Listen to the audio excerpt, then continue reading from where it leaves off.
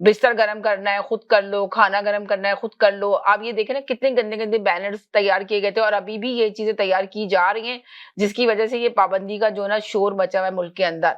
तो मैं ये मेरे सवाल ख्याल था में हाँ, बहुत जी। अच्छा ये नुक्ता उठाया। सबसे बड़ी बात ये कि अगर बैनर्स पे इस तरह की कोई नारेबाजी लिख करके और आपको कोई आज़ादी मार्च करना है, तो वो एक अकल से बालातर बात है, जिसका जिन जिन हुकूक का ज़िक्र अभी हमारे भाई कर रहे थे, एग्ज़ैक्टली ये राइट्स तो मर्द और औरत दोनों को ही मिलने चाहिए। लेकिन इसके अंदर भी एक और फैक्टर भी है, अगर आप औरतों की आज़ादी की बात करते हैं, तो सबसे पहले औरत को औरत का दुश्मन बनना बंद होना पड़ेगा ना। सबसे ज़्यादा तो पाकिस्तान में एक औरत ही दूसरी औरत की दुश्मन है। इस मिसाल को जिंदा रखा हुआ हमारे पाकिस्तानी माशरे ने अभी तक। 2022 चल रहा है मेरे ख्याल से, यस 2022 चल रहा है, लेकिन अभी भी औरतें औरतों की दुश्मन बनकर बैठी हैं।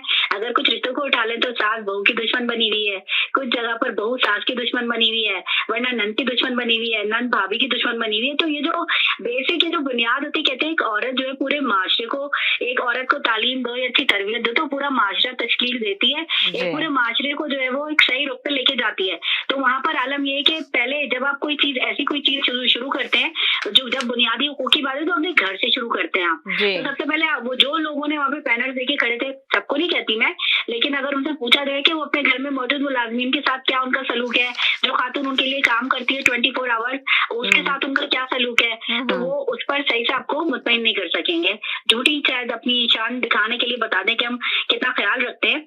तो ये मसला नहीं है। बात ये कि अगर आप एनजीओ चलाते हैं हमारे मुल्क पाकिस्तान में और आप बाहर से फंडिंग भी लेते हैं, तो आपको काम करना चाहिए। एनजीओ कुछ ऐसी हैं जो फंडिंग तो आप ये देखें ना कि एनजीओ तो ऐसी है फंडिंग ले लेती है बाहर मुल्कों से, तो उनको चाहिए कि वो उन औरतों को देखें ना जो बेचारी बहुत ज्यादा मजबूर हैं, बेबस हैं, जिनको आप कुछ दें, उनको कमाने के बाहर निकालें, उनको कॉन्फिडेंस दें, उनको कुछ पावर दें ताकि वो अपने काम कर सकें।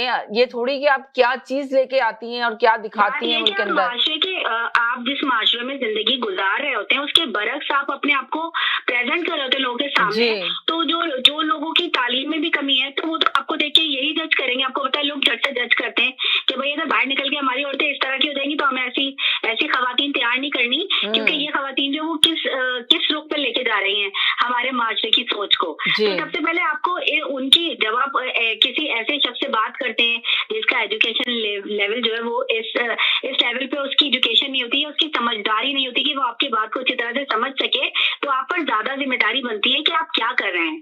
तो आप जिस तरह से कर रहे हैं, हो सकता है आप इस चीज को किसी दूसरे तरीके से पेश करते तो लोगों को भी अच्छा लगता, माशरा भी उसको एक्सेप्ट करता, और आपकी की गई ये जो कोशिश है, आप तो एक मैदान जंग के कॉज को बना के लेके रोड पर आ रही हैं और आप मर्दों से सीधी सीधी लड़ाई कर रही हैं। मुझे भी समझ में आ रहा, मर्द हो या औरत हो, सबसे पहले तो वो दोनों इंसान है ना, ह्यूमन बीइंग है। तो एज ए ह्यूमन बीइंग जो राइट्स होते हैं वो दोनों के इक्वली बराबर होते हैं।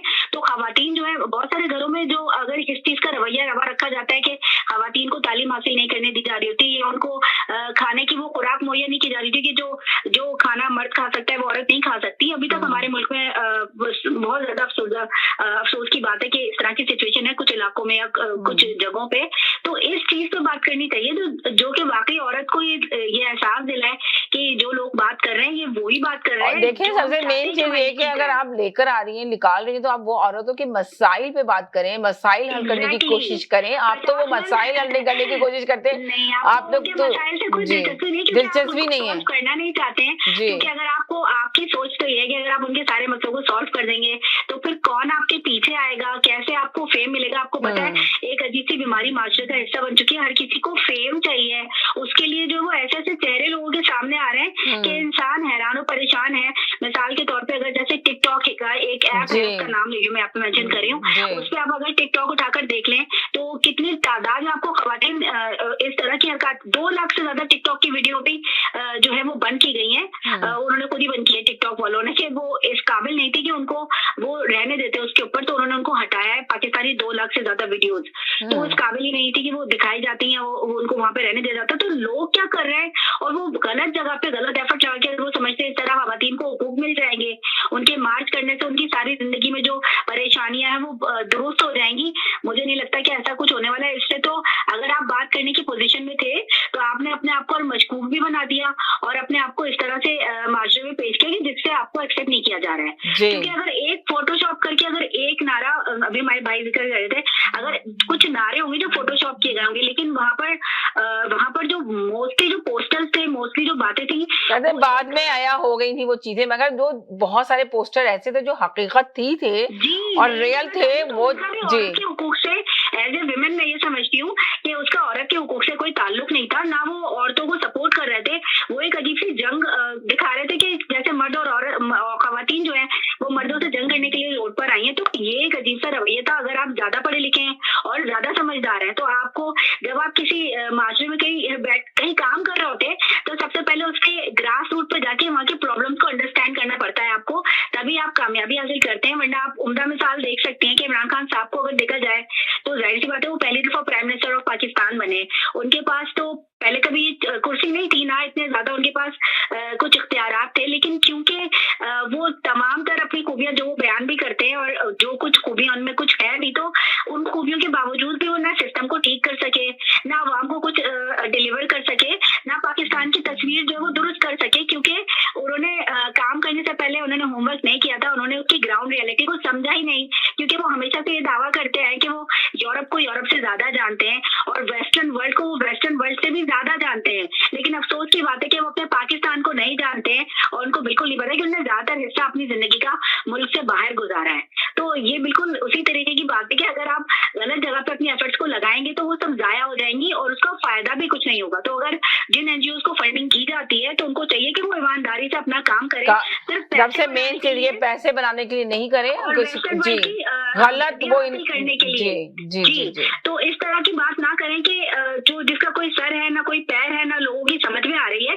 क्योंकि आपका मंशूर तो शायद बिल्कुल एग्जैक्टली भाई ने बिल्कुल दुरुस्त बात कही कि उनका मंशूर कभी किसी ने उनका मैनिफेस्टो पढ़ा भी नहीं है, ना समझा है। क्योंकि लोग कहाँ पढ़े लिखे, तो हमारे पास माशरे में कितनी पढ़ाई हो रही है हमारे मुल्क में, कौन पढ़ना गवारा कर रहा है। तो आप मीडिया और सोशल मीडिया के जरिए जो तस्वीर आप लोगों को दिखा रही हैं, तो उसके ऊपर तो फिर सीधी सीधी आपके ऊपर पाबंदी इसलिए लगाई जा रही है क्योंकि आपने जो है वो जो प्लेटफॉर्म था उसको दुरुस्त तरीके से इस्तेमाल नहीं किया। तो मैं पर्सनली समझती हूँ कि अगर इस तरह का मार्च लेकर वो आ रही है तो उन पर जरूर पाबंदी लगानी चाहिए, क्योंकि किसी को इस किस्म के वहाँ के, यानी कि आप ये कह रहे हैं कि हुकूमत जो सोच है ये पाबंदी लगाने के लिए तो सही ले रही है, क्या कहते हैं, फैसला सही कर रही है। और इस तरह की बैनर्स और इस तरह की सोच और इस तरह का मंशूर लेकर आ रही है, तो 100% कोई भी गवर्नमेंट हो, ये बात नहीं कि मौजूदा गवर्नमेंट जो भी हुकूमत वक्त होगी वो यही सोचेगी कि ये हमारे माशरे का हिस्सा नहीं है, ना ये नारे ना ये बातें, और ना हम इम्प्लीमेंट कर सकते। अगले 1000 साल तक हम इन चीजों को इम्प्लीमेंट भी नहीं कर सकते, तो फिर कोई सेंस नहीं बनता कि लोगों को इजाजत दी जाए कि आप रोड पर आकर इस किस्म की भद्दे अंदाज में अपने मौक़िफ़ को पेश करें जिसका कोई सर पैर समझ में नहीं आ रहा। आपकी सही बात भी आपकी अहमकाना बातों के पीछे दब गई है, तो इस वजह से ये बिल्कुल मुमकिन है कि अगर वो इस तरह की कुछ सिचुएशन क्रिएट करना चाहती हैं तो मुझे लगता है कि शायद गवर्नमेंट ऑफ पाकिस्तान उसकी इजाजत ना दे और उनको इस मार्च की इजाजत ना मिले। ये मैं कहना चाहती थी। चले, मैं एक और मेरे साथ लेडीज हैं जो मैंने रखा है, उनके मैसेज सुन लें, उनको काफी देर से होल्ड पे हैं, उन्होंने सुना होगा सबके मैसेज। जी हेलो जी, आप टीवी का वॉल्यूम बंद करें अपना प्लीज। जी हेलो हेलो जी जी अपना वॉल्यूम थोड़ा टीवी का बंद कर दें। जी आपने सुनी सबकी बात? जी जी मैंने सुनी ना, सबकी बातें सुनी है। सबसे पहले तो एक आपको पता है ये तो एक ओपिनियन टॉक जी, ओपिनियन टॉक यकीनन अपना सबका अपना अपना ओपिनियन है, एग्री और डिसएग्री कर सकते हैं। 1 सेकंड के लिए होल्ड कीजिएगा, 1 सेकंड के लिए होल्ड करें, आपको लेती हूँ, एक और कॉलर है। जी हेलो जी, अस्सलाम वालेकुम। जी अस्सलाम वालेकुम जी, मेरी तरफ से आपको भी और तमाम सुनने वालों को बहुत बहुत सलाम जी। उम्मीद करता हूँ आप सब लोग खैरियत से होंगे। मैं तो काफी दिनों के बाद आया हूँ, मेरी जॉब सिचुएशन ऐसी थी कि टीवी नहीं देख सका। बहरहाल आज भी सोचा चलें, आज आपका प्रोग्राम देखते हैं हमेशा की तरह। जी आपकी एक कॉलर आई थी, उन्होंने बहुत सारी बातें बहुत अच्छी की और कुछ बातें उनकी ऐसी थी जिनसे मैं बात नहीं करता। कोई बात नहीं, वो तो आपका राइट है, आप कर सकते हैं डिसएग्री। जी मैं उनसे ही सवाल करना चाहता हूँ कि वो एक पढ़ी लिखी औरत है, उनकी फैमिली ने, आज साहिबा से मैं बात कर रहा हूँ, बच्ची तरबियत उनकी फैमिली ने उनकी की। मैं अब उनका नाम और अपना नाम मिसाल के तौर पे ले रहा हूँ। अपना नाम इसलिए मिसाल के तौर पे ले रहा हूँ कि भाई किसी को कोई बुरा ना लग जाए, और तो पढ़ी लिखी औरत है, वो मेरी बात को समझ सकती है मैं क्या कह रहा हूँ। देखिए मोहतरमा, आप पढ़ी लिखी औरत हैं, आपकी फैमिली ने बच्ची की तरबियत की है आपकी, आप घर से निकलती हैं अच्छे कपड़े पहन के। अच्छे कपड़ों से मुराद ये है कि आपका जिस्म नजर नहीं आ रहा, बहुत मुनासिब कपड़े पहने हैं। जैसे हमारे माशरे में वहां पर बहुत सारी औरतें जो है मुनासिब कपड़े पहन के चलती, लेकिन बदतमीज तो मैं हूँ, इसलिए मैंने अपना नाम लिया ताकि कोई बुरा ना मान जाए। मैं अनपढ़ और जाहिल आदमी हूँ। आप मेरे पास से गुजरी और मैंने आपको अपना शोल्डर टच किया, आपको अपना कंधा मारा, मैंने अपना हाथ आपको आपके जिस्म को ऐसी जगह पर रखा है जो कि मुनासिब नहीं है। तो इसमें आपकी एजुकेशन का ताल्लुक कहां से आया? आप पढ़ी लिखी हैं लेकिन जाहिल तो मैं हूँ।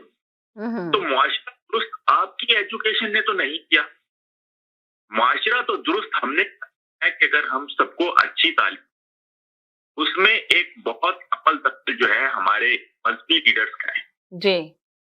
अब बहुत सारे लोग जो दूसरों के लेक्चर के चंद जुमले जो आग पर लगा देते हैं और वो इतना तासुर देते हैं जिससे मुआशरा बहुत बिगड़ा।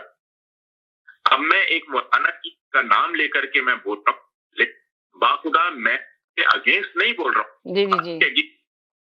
मैं वो टिकटॉकर के अगेंस्ट बोल रहा हूँ जिसने वो उनके लेक्चर के टॉप पे लगाए। मौलाना तारिक जमील साहब का लेक्चर था, पता नहीं कितना लंबा लेक्चर उन्होंने दिया होगा। उस लेक्चर में उन्होंने कहा कि एक औरत नबी पाक के पास उन्होंने कि मैं अपने हस्बैंड से शादी करूं नहीं करूं वगैरह वगैरह बहुत सारी बातें। तो मैं लंबी डिटेल में बताऊंगा कि पहले 3 कॉल बहुत काफी लंबी है। बड़ी अच्छी बात है, मैं लंबी कॉल के भी अगेंस्ट नहीं हूँ। तो तारिक जमील साहब ने उनको कहा कि अगर तुम अपने शौहर को फर्ज करो कि उसके जिस्म पे थोड़े पिंसियां निकल आए और गंदा हो जैसे हम पी और तुम जुबान। आपकी आवाज इतनी कट के क्यों आ रही है मंसर भाई? पता नहीं। अच्छा अब बेहतर हुई कुछ? अब थोड़ी बेहतर हुई, मैंने एकदम एक लफ्ज बहुत मुश्किल से समझ आ रहा था, अब सही है, बोलिए।